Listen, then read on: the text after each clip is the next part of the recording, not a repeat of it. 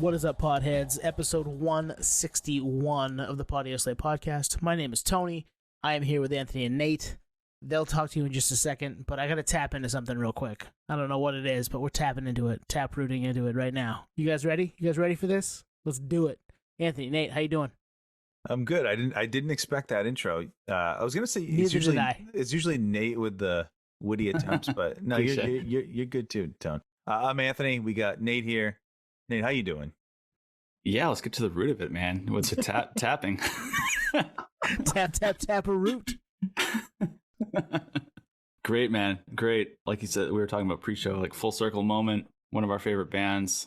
I would say at this point, friend of the pod. I mean, we kind of collaborated to get this next episode together. So yeah, we're chatting with Phil again. Taproot, fucking amazing. Phil Lipscomb, Bassist Taproot. If you've listened to our podcast before and follow us, you know we had him on. Was it a year and a half ago? Yeah, more than that. Yeah, back in episode 76 and 77, hit it off with him. Had a great conversation. A lot's going on in the Taproot camp now, so it was perfect timing, kind of perfect storm, right? We wanted to hit him up anyway, and all the events of Taproot, kind of came out of nowhere, really, because we left that conversation a couple of years ago, maybe not thinking there would be anything besides this album that Steven was working on. So we had a great conversation with him. Phil's a cool dude, guys. I love talking to Phil. It's always fun. It's always nerdery. I mean, we talked for 15 minutes before we started recording. We talked for a half an hour after. Like, there's just stuff there. Like, he's nerd all day, and really happy to have him back, and happy for what they've got. And I say it to him in the episode, like, he's excited, and we're excited because he's excited. Like, the whole thing is just it's a love fest, because it's cool to see all this happen for those guys, and stoked for the Taproot camp, and Phil especially. And actually, I don't think we said the date necessarily, but they do have a new album coming out called Scissors, September 29th, in stores and digital outlets. There's pre-orders online. You can go onto the socials. I think it's Follow Taproot on Instagram. There's a Facebook fan group for them that showing them a lot of love. There's a lot going on, and we're at the forefront of it, getting all the info from Phil. And that'll all be in the show notes. Go there right now, click on stuff, follow it, like it, listen to the new songs, all that stuff. Yeah, it's a real behind the scenes, as usual, for Phil. Just very transparent episode in terms of like what it's like and where it's going, and we really appreciate that. So we're going to get into it right now with Phil of Taproot.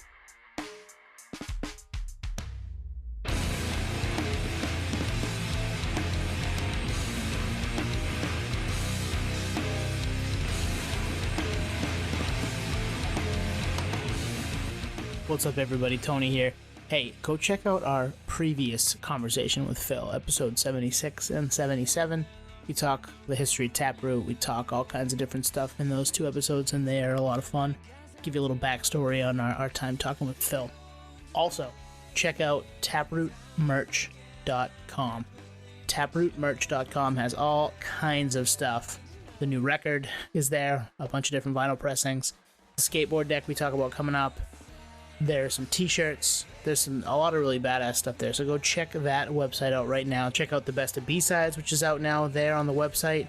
You can buy tickets to the upcoming shows. You can buy meet and greet packages, all that cool stuff. So check that out right now. And here is our conversation with Phil of Taproot.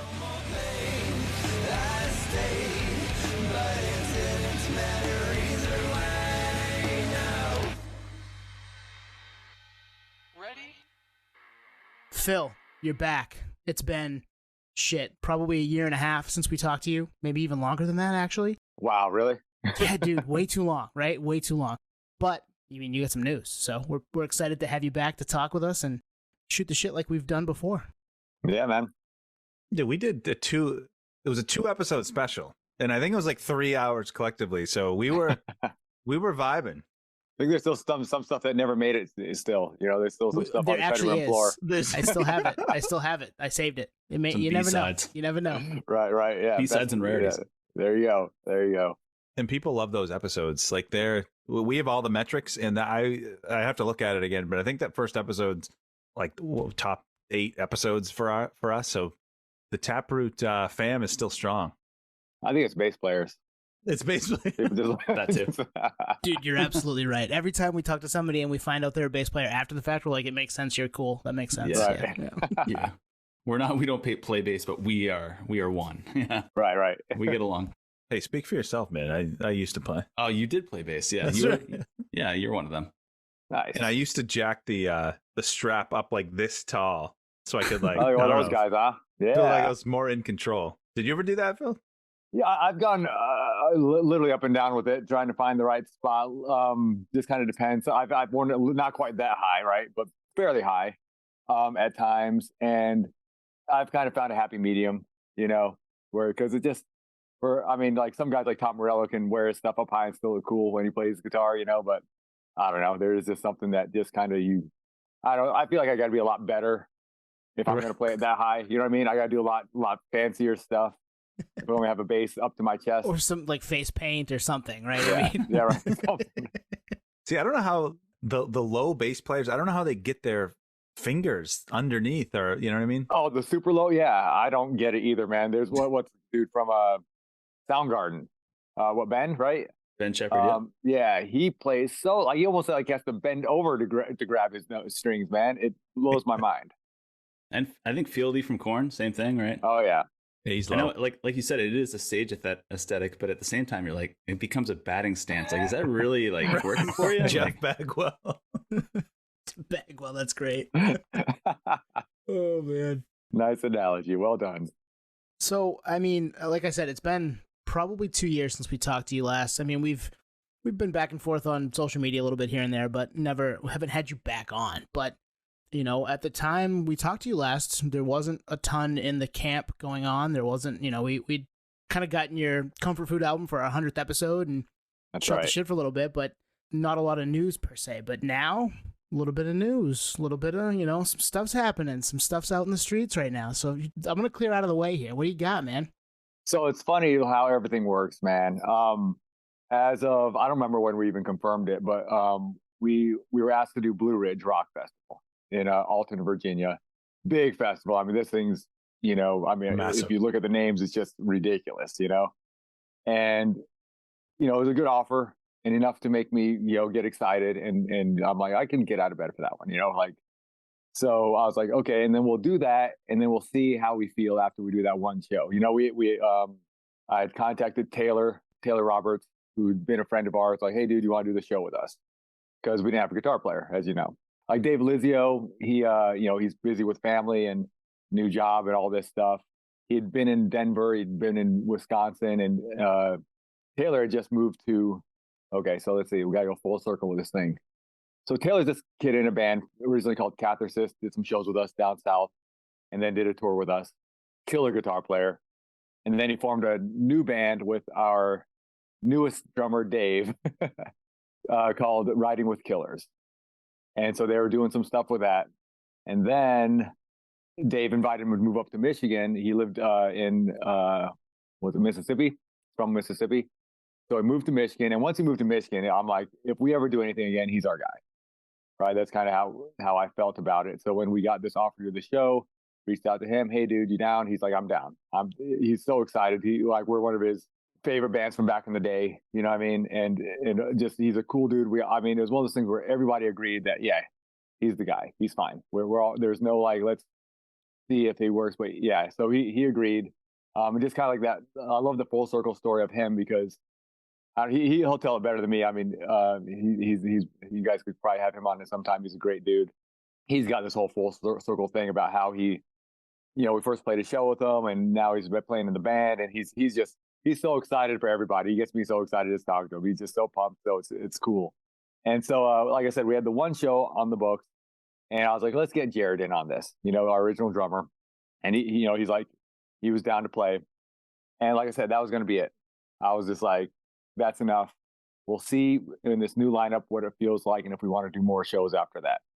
And that's what it was till January, and this had been on the books for a couple of weeks or a couple of months at the time. And then I started talking to an old buddy of mine, Tom Hazart, who's been in the industry forever. And literally known him forever. He's had labels, he's had bands, he's had street teams, he's done the whole everything. And I've known him for probably as long as Taproot's been around almost. And so he's like, hey, do you guys want to do some skateboards? He's working with this company called Volatile that does skateboards. And I'm like, yeah, I guess. I mean, our fans don't have anything from us, for however many years. We might as well do something. So, we talked to him on the phone. We just, kind of like us, we just talked for hours. And we mocked up some designs for the skateboards. I'm like, cool. And then just kind of kept talking. And he's like, we also do merch. If you guys want to do some merch, there's some cool, you got fans out there that probably would want some merch. I'm like, sure, why not? What, do I have to do anything? He's like, no. I'm like, cool, great. Right. That's amazing. I'm all in, baby. And then we started talking more about the records, and I told him about how we did this B-sides thing, and he's like, "Dude, that's awesome, man! We can do more with that." I'm like, "Can we?" And he was just super excited about it, and so I was like, I guess we could do something. I mean, we're pretty much out of copies of it anyway. Maybe we could do like a best of. And so I was like, yeah, man, I could. He's done label stuff before. He knows just distribution companies and everything, and so he was like, yeah, best of B-sides, man. We'll do that. So then what really got it going, though, when it came to light that Steve was pretty much done with the record. We kind of saw a post from Steve that sounded like he was going to basically just release it like either Facebook something or other. Like just like a low level, just like here's my release. Right. It's like out. a Bandcamp on Bandcamp. Yeah, right. And me and Tom were like, okay, we cannot let this happen this way. We got to do something more. Let's get Steve on the phone and see if he's down to do something more. And Steve's like, yeah, I just didn't have any options. I didn't really know what to do. And, I'd kind of been playing with the idea of trying to shop him around, but I didn't really, I'm busy and I didn't really know anything. So with Tom in the mix and knowing all the people that he knows, he's like, dude, I can make this happen. I can make this into something more. And so with that, all of a sudden things just started taking on a life of its own. And with the way Tom just kind of took the lead on everything, all of a sudden we have all these shows, man. And it's just like it within probably 3 weeks of when I started talking to him to, then also we have a CD release. We have CD release shows planned. We're getting all these good offers to do things. And I was like, okay, this can turn into something. We just kept adding more and more shows. And what if we do this? And what if we do that? And now, yeah, we have a CD release coming out, a new CD coming out on September 29th. It's all Steve, which is cool. He's been working on this thing forever, and I think the last time I talked to you guys, I told you about it. Yeah. Mm-hmm. Yep. Mm-hmm. Yep. I didn't need to play on it. He was plenty fine. He can do everything on his own, and I want this to be his. He'd been working on this long enough, and yeah, I don't know. It's so much has started just moving forward, and we announced some shows. The Machine Shop First, which is like our hometown show. And it sold out in less than Tom was like, dude, this is going to sell out. It's going to be great. And I'm like, it'll probably sell out. We've sold out Machine Shop before, The dude's going to sell out like a day. I'm like, I don't know if it's going to sell out a day, dude. And we're planning on it Friday, right? We're going to announce the Friday. And when that sells out, if it sells out, we'll announce Saturday. And that was always the plan. Nice. And it ended up selling out in less than 30 minutes. Dang. That's crazy. I was just like, wow. And so we announced the next show, and that was going to be a week later, and that one sold out in like 35 minutes, so total time of like about an hour for these two shows. And I was just like, okay, things are different now. Like there's something, I don't know if just the fact that, people know we don't do a lot of stuff, and so you better come see us when you can. Mm-hmm. Yeah. And I think just the timing of it, people a little bit older now, they have a little more freedom to do whatever the heck they want. And people just want to see us play, I guess. So then we announced the third night, and that one's really close to selling out. And we announced all these other shows, album release parties, like just basically driving distance, weekend warrior stuff. Nice. Because I'm gonna keep, I've got my job. Jared's got a job. Steve's on and off from a job. Taylor can do whatever. Taylor's got a job, but he's kind of his own businessman. He owns his own company now, so he's got a lot of freedom. So yeah, we're gonna do a lot of weekend warrior stuff, man, and it's pretty crazy to go from one show in September, and we'll see what happens after that, to all of a sudden I think we got like 8, 9, 10 weekends of shows Crazy coming up. Crazy. Yeah. With probably more after that once I accrue more vacation time in the new year. Well, Nice. when we spoke with you, I feel like where it was left was that Taproot was almost something in the rearview mirror, where now it's very present. So, were you secretly like in the back of your head wishing the band would get back together, or is this just it presented itself and here we are? I'm curious. Not at all, man. So another funny thing is Tom had basically quit the music industry and was working for that skateboard and merch company. And I basically resigned myself to possibly doing, some acoustic cover, open mic stuff around town at best, right? That's kind of where my head was at. But, Tom's excitement for it got me excited. And then our fans' excitement for it got me even more excited. Like it just, it's him saying it's going to be great. It's just like, that doesn't mean, it means a lot coming from him, but at the same time, I don't know what that means. You know what I mean? Like, I guess he's more dialed in than I was. And he's been doing everything great. He basically helps us run our social media, helps me with our posts and our artwork. And he's got a hand in everything. And he's so energetic, so driven that it's great for me because I can touch base with him and we kind of guide together. But for the most part, he knows where the ship wants to go. And I'm like, Nice. dude, you're fantastic, man. He's been such a good addition to the team. He is the team. Like, It's awesome to have somebody who's like in your corner like that, but then to announce some stuff and have fans kind of be like, holy shit, here we go, and jump right on board again. That's got to feel really good. Dude, it was wild, man. I couldn't believe it. Like I said, just the fact that, 2 shows selling out in less than an hour. I made the joke, like, I feel like Taylor Swift. You know what I mean?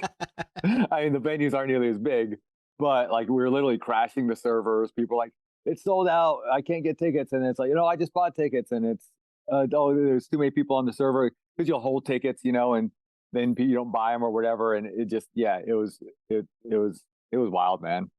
And then as some of these other ones are almost sold out and we're hoping, we're months and months away. So, if more and more of these sell out, then that just means we can do more and more shows in the future and just keep this ball rolling. And then the album we're going to release a single in April. We're going to do, probably 1 or 2 after that, leading up to the album release. And there's some songs on here, man, that I think people are going to freaking love. I think it's, he wrote some really cool stuff. I talked about last time, man. He's got some really cool stuff on this record. It seems like really ideal timing. Like there's that music festival. I don't know if you know about it. Sick New World. It's just like a new metal festival, that was announced before this all came together. Yep. It sounds like. So it's just ripe for this type of reunion, call it, if that's what we're going to call it. Yeah, we actually were offered that, and we had some personal stuff that just didn't work out, man. We should have been on that, but yeah. That makes sense, because we were like, why aren't they on that? They should be on that. Exactly. Yeah.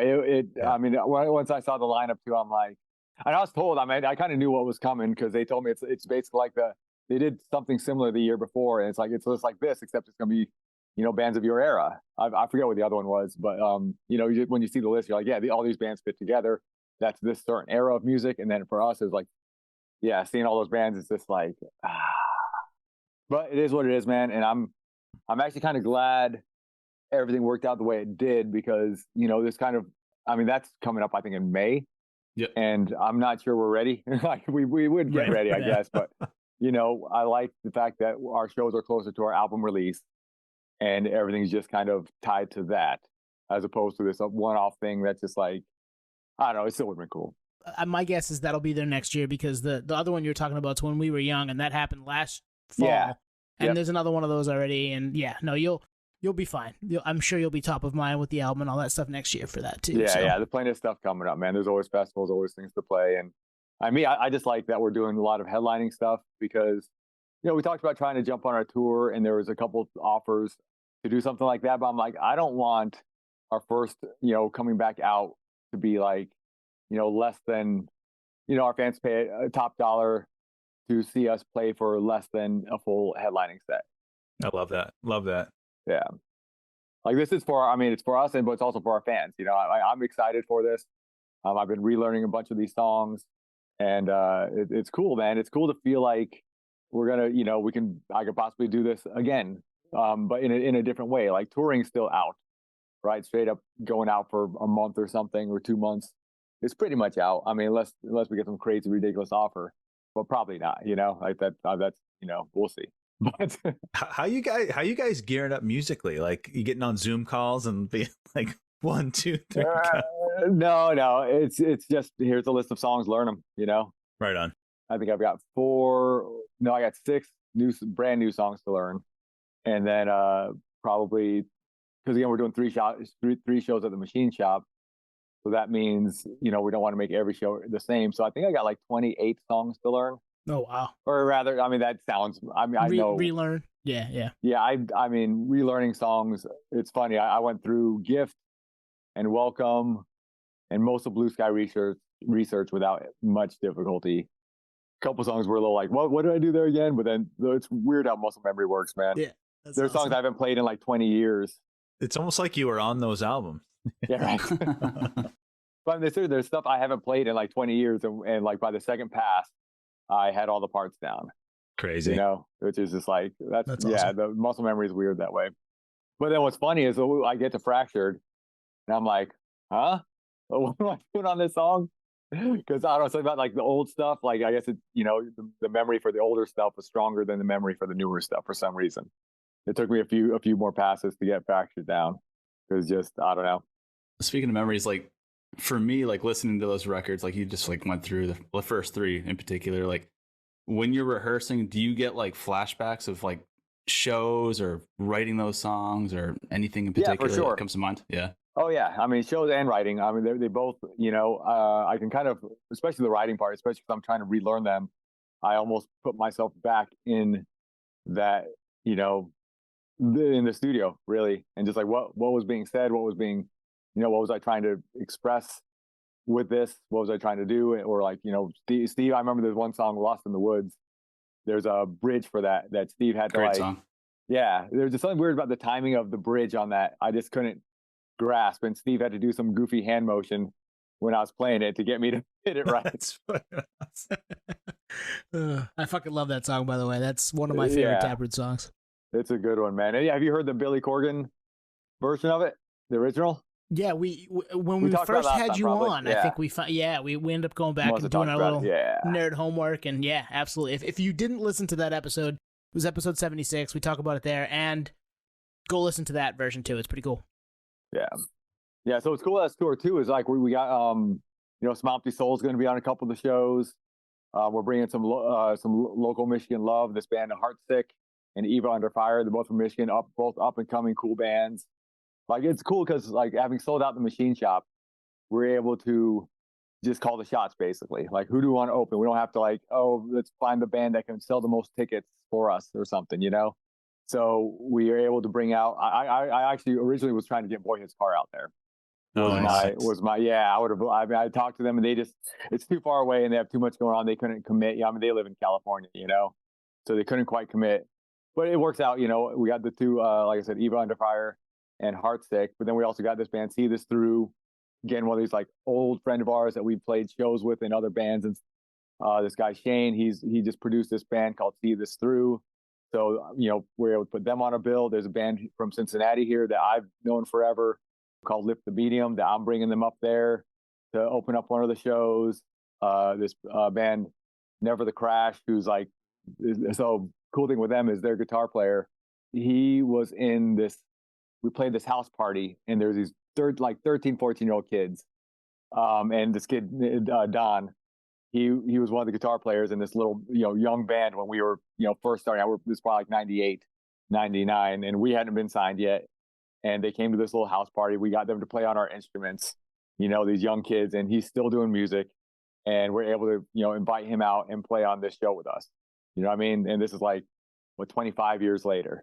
And this guy's, obviously growing up and plays guitar a lot better than he used to. But, just cool stuff like that, man. All these full circle moments, man. Like it's pretty fucking cool. Just hearing, you can see it in your face and hear it in your voice. Like you're excited about it, which is awesome. Like, cause we are too, obviously. I mean, being fans of the band forever. That's why we talked to you in the first place. Yeah. Right. So where are you guys all at again?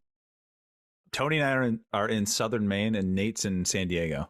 Okay. Yep. I think the closest we're going to get, we're going to announce Wally's Well, by the time this airs, right, will be announced. Hampton Wally's Beach? in Hampton Beach. Yeah. We'll be at that. Nice. We'll be there. We'll meet in the there. flesh. That's happening. Yeah. 100% we'll be there. That's 45 Nice. minutes from home. I'll be there. Oh, no Absolutely. kidding. Oh, hell Nice. yeah. Yeah. I've been to Wally's a bunch of times. Hell yeah. Yeah. West Coast is going to be a while until we make it out there. So, Phil, that's more than Weekend Warrior, though. If you're heading that far. That's true. No, that'll be a weekend though. That's New York on that'll be Wally's on Friday, New York, Gramercy in New York on Saturday. Oh, wow. Hell Because yeah. the weekend model has proven to work very well because you control, basically you're controlling the supply, which is heightening the demand, and it's working, man. That's the It idea, works right? for a lot of bands. It works for a lot of bands that want to keep their careers and their families. It works. Yeah, and also, it's Fridays and Saturdays are the best nights to play anyway, Exactly. right? We're not staying on tour where I want to see Taproot, but it's Tuesday and I got to be up at 5 a.m. tomorrow, so I can't make it out. None of that. Everyone, we're trying to make it again just fan friendly for us, so we can do it properly, and so we stay excited about it. So that's November. I just looked. It'll be November 3rd. Yep. Yeah. Right. November 3rd and 4th, I think, or Yeah. November 4th and 5th. Yeah, something like that. Well, we Yeah, will 3rd and 4th. Yeah. definitely be there. Yeah. I already know what I need to do at work to make that happen. So Yeah. I'm gonna make that happen. You got a Oh, yeah. 8-month advance notice. Yeah. Yeah. Right. Yeah. Wally's is fun, man. We've done many shows there, and fans there are great. It's a great time there. It's a cool and interesting venue. I've been there. I saw Nonpoint there last year. Mhm. Our friends of ours, Trawl, they're a local Portland band that opened for Anthrax. We talked to them a couple episodes back. They're really good friends of ours for a long time, and they've played down there on Would some be of a those great big opener. bills. They would be a great opener. Yeah, that would be What a are they good called? opener. Trawl. I'll DM you their account. You Okay. can check them out. They're good dudes too. So Nice. beside the point, but they I've been down there to see that venue for those guys and a bunch of other bands because it's just a cool little spot and it's not that far away for us. So Yeah. Right. That's great. dope. So what do you think will be different on the road? Obviously, like you've aged 20 years since like the heyday. What are you gonna do? Like sightsee versus like maybe the old days? I don't know. I don't know, honestly. I think it'll be great to have Jared back out with us. He's just such a positive force. And Taylor's such a positive force. But I think this one will just be a lot more positive. If I can think of anything to say, I think it's just gonna be a more positive experience for all of us. Nice. Yeah, and you again, like Twan said, you're kind of calling the shots there. Like you've got the weekend. You're gonna do your family life and the work life during the week, and then play the shows and get the bag and get out. And that's awesome, man. I mean, that's the life right there. Again, it's this whole family affair. I got this guy Julius, who's gonna do drum teching and just general teching for us, and he was this. I might have talked about him before. I don't remember, but he's this fan of ours from back in the day, and he'd come see us when he was like 17, 18 years old. And I remember him asking me like, "Hey, dude, let me come out with you guys." And I was like, "Well, wait till you're 21. Like keep asking, keep working on stuff, learn how to do stuff. But when you're 21, if you're still interested, I'll see what I can do." And when he turned 21, he was still interested and had learned some stuff. And I was like, "Why not? Let's give this kid a chance." And he ended up going out with us for a couple tours. And so That's awesome. he lives in Wisconsin. Tom lives in Wisconsin, so they can kind of carpool together to the next, to the shows and stuff. So yeah, again, there's just these little cool little family full circle things, which I'm just loving about this tour. It's just bringing everything together. And what's really cool is seeing all our fans that have met at our last reunion shows or whatever we've done that are excited just to see each other again. You know what I mean? Because they're just basically big Taproot fans from various sections of the United States, and actually from all over, really. I just saw today one of our fans, Barbara, is coming from, I think, Poland, and she runs our Taproot Worldwide website or a Facebook page. So she's coming all the way from Poland to see the album release shows, and I just saw that today. I'm like, and she's been talking about it. She's like, I don't know if I'm going to be able to do it, and finally she just figured it out. Like, now or never, I'm going to come out there and see these shows. So really cool stuff, man. We have some of the coolest fans, and I'd forgotten about that in my years, just kind of like distancing myself from social media and trying to, figure out life. a little bit more outside of the band. That's so cool that people like that. I mean, we're people like that, so we get that. Like, I've never jumped, onto a plane and flown to another country for a CD release, but it's not something that I wouldn't say just no to outright either. So, Right. Like, I'd put it on a credit card. Can I pull that off? Yeah, I might do that actually. Yeah. Especially if you know that, I mean, because being in Poland, like, bands go there, but not as regularly as they tour the States, obviously, It's true. Yeah. And so you highlighted something I wanted to bring up just because it referenced just like where we are today in like 2023, like everything's insanely expensive. Like I was just thinking like when you guys were touring like 2000, call it, like Atlantic Records is giving you like tour support, you got a tour bus, you don't have to worry about logistics. And now it's 2023, you're independent. Even airlines, like, used to be unlimited checked bags. Like there was no limit. Oh, I know. It's like, right? Like you could literally check in like fucking 40 bags and it's free, which is unreal to think about. But in the year 2000, that was just the way it was. So now like you get 2 bags, but you have to pay for them. So you get 2 bags, but you still have to pay for them. So like the whole like scenario that you were kind of painting earlier was just interesting to me because it was like, you literally have to piece this together with people that are down to help, like this collective group effort to make it work, to like follow the dream, but also like let people like us fans like really kind of see it come together. But it's not like it's just snap your fingers, put it together. Like you don't have like a crew that's on standby for 10 years, So Right. Yeah, I thought that was pretty interesting. Yeah, and I actually, that reminds me, I got to confirm with Julius and Sean, who's going to be our guitar tech, that they can actually do it. Because one thing to say it when I first brought it up, and there's going to be like 6 or 7 shows, but as it's turned into more, we're not paying salaries. Like, I can pay a little bit per show, but I'm not covering your Monday through Thursday. So yeah, we'll see, man. I mean, what's cool is though we can, if I had to do it, we don't even need techs. I mean, it's not as good of a look when we're loading up our own stuff on stage. But again, I mean, we're at this point where who cares? You know what I mean? Like people know who we are. We know we're going to be there.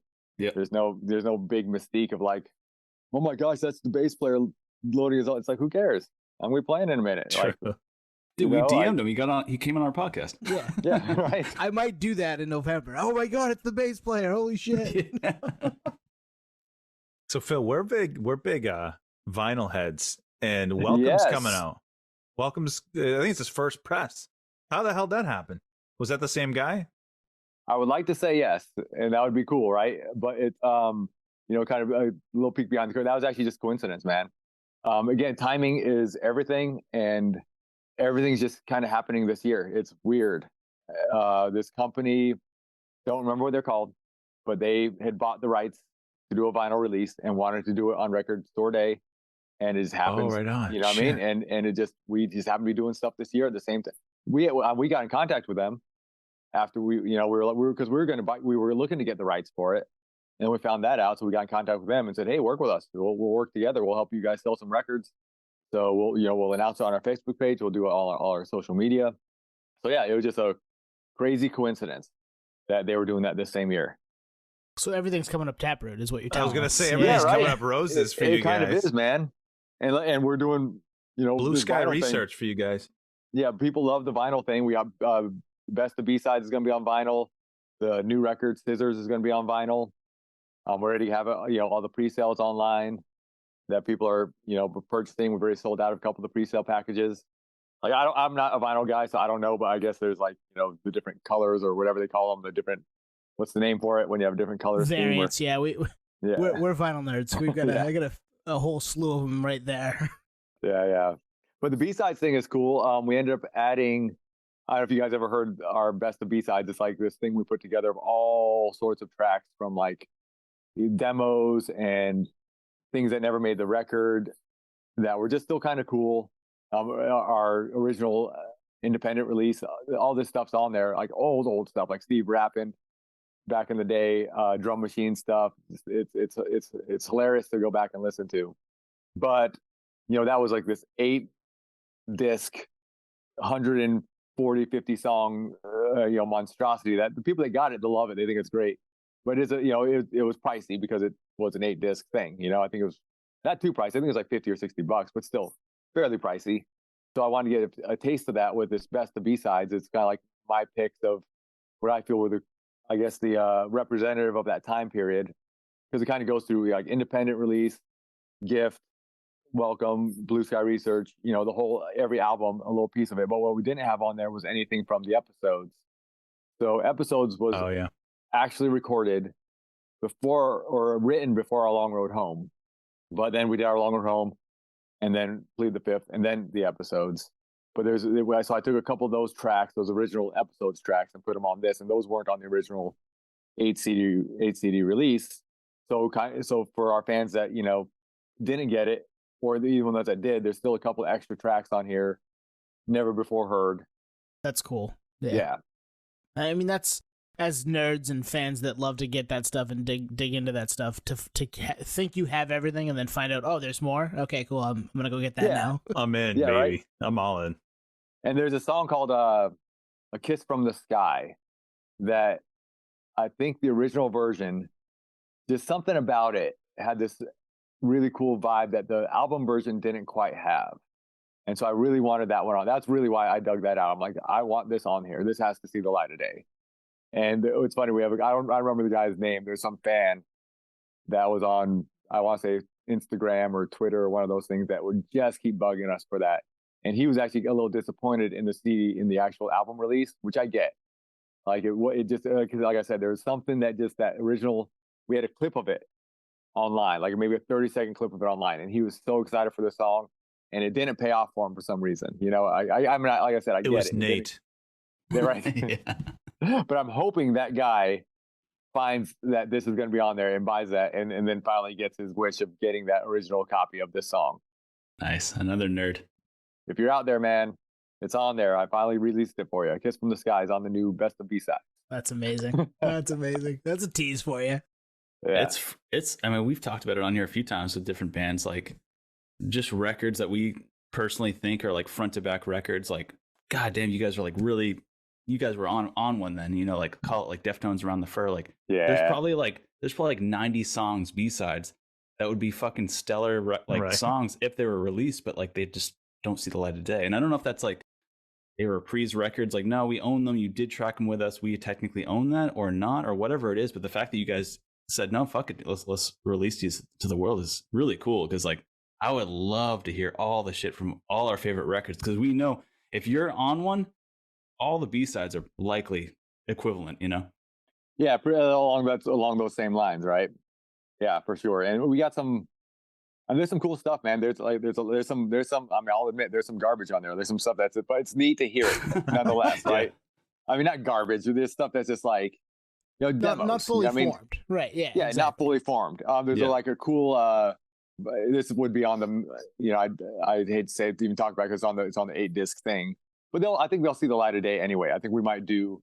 We're talking about doing like a double disc of each era.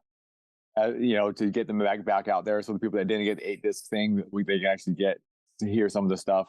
But we'll see if that actually works out. But yeah, there's Violent Seas has this like demo version of it that's just so different from the actual version. But it's neat to hear what was originally written, and then that's one that Billy Corgan kind of took that little piece and helped us turn it into what ended up becoming Violent Seas. I'm gonna say one thing here, just because.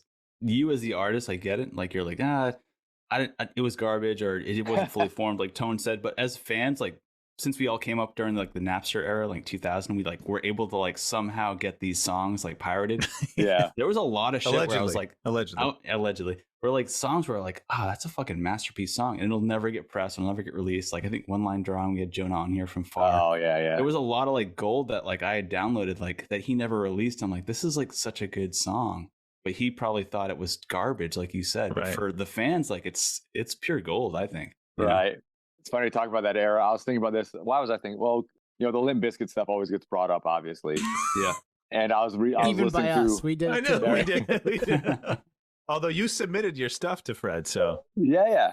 So I was listening to an old interview that I think Jared had done with one of our the riff with this guy Meltdown a couple years ago for one of our last shows.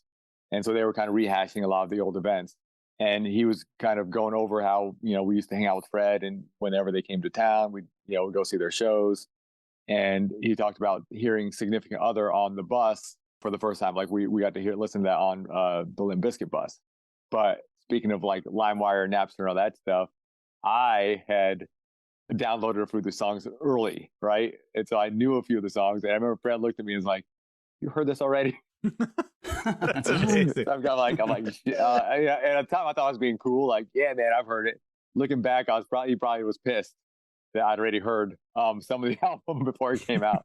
That's amazing. But that was the time too, right? I mean, everybody could get their hands on shit, and stuff was leaked, and people put stuff on the internet, which no one really knew what it was yet. Yeah. Well, it's funny. There's a song on there. I still have it somewhere. I make sure to keep this disc. It just has LB written on the disc, but it's a version of what's that song? It's like track 8 or 9 on the second record, but Serge Tankian from System of a Down. Don't Go Off Wandering. Was that was 8? I think. Yeah, right. 8. Yeah. See, my memory works pretty good. I just can't remember names. But again, when you had CDs, you didn't remember all the names, just knew the track numbers, right? So yeah, he did a. Did you ever hear that bridge? I think our guest last week posted it on his crazy ass metal moments in new metal page like a year ago, and I was like, holy shit, that's funny. Yeah, I still have that, and I actually think I have it in my CD player because I still have a CD player in my truck. But yeah, it's just this. I can see why they didn't use it because Serge is kind of going off. It doesn't quite fit the song. But yeah, you get things like that off of it, man. And like you said, that's never going to see the light of day, other than people releasing it like that guy did last week. Yeah, like pirated around the internet. Like it's never. It didn't get the full treatment, but it got out there kind of here and there. Right. Yeah.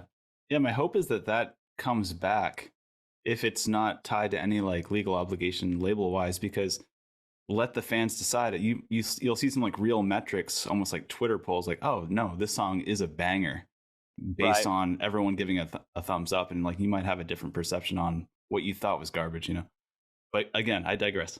Yeah, no, absolutely. There's a lot of songs that I don't really care for that the other guys in the band love or that our fans love, and there's some that I love that I'm like, how do you not love this song? And people just are like, yeah, it just didn't do much for me. And I mean, that's with our band and with other bands.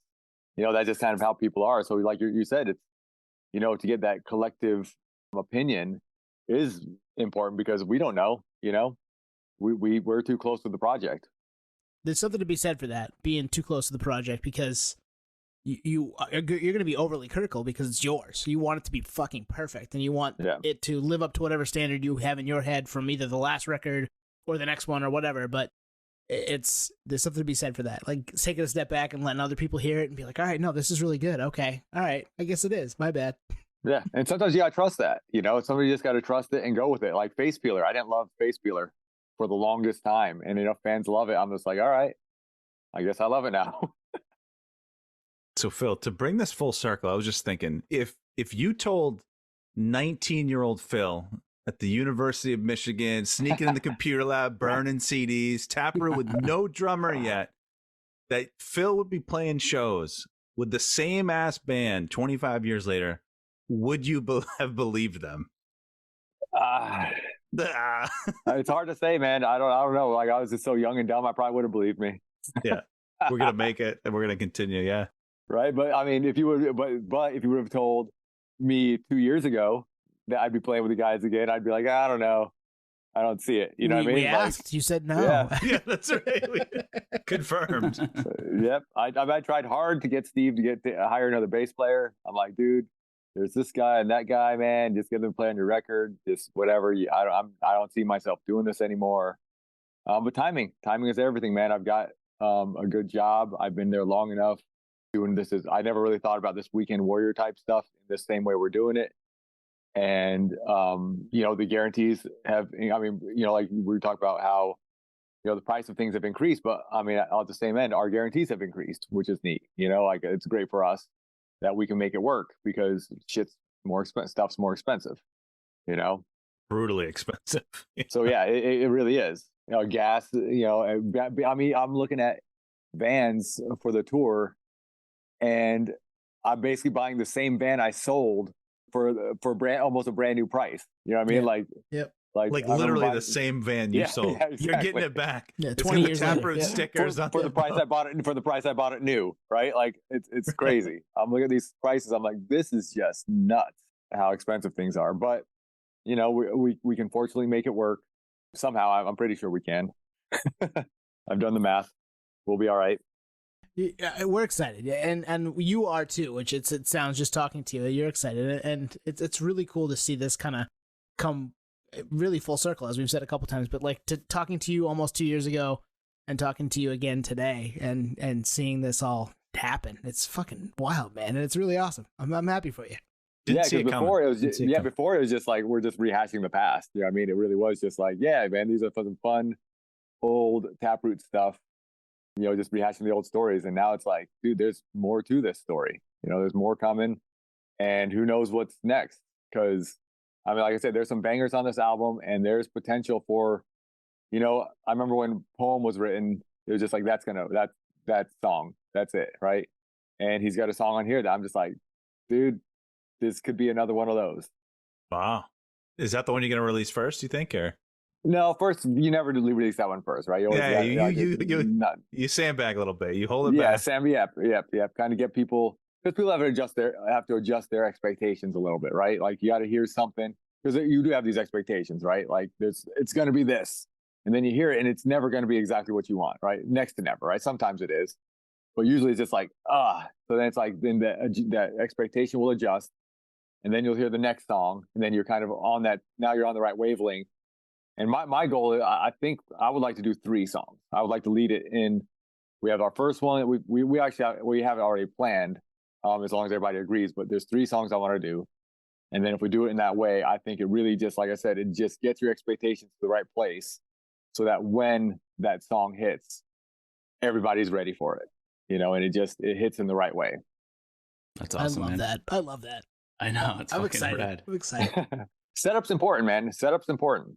The buzz online is real. Like I see on Twitter, Instagram, Facebook, especially the Facebook group, like people are excited for this. Yeah. Because it's been what, 10 years or 6 years since the last show? 6 years since the last show. 10 years since the last album.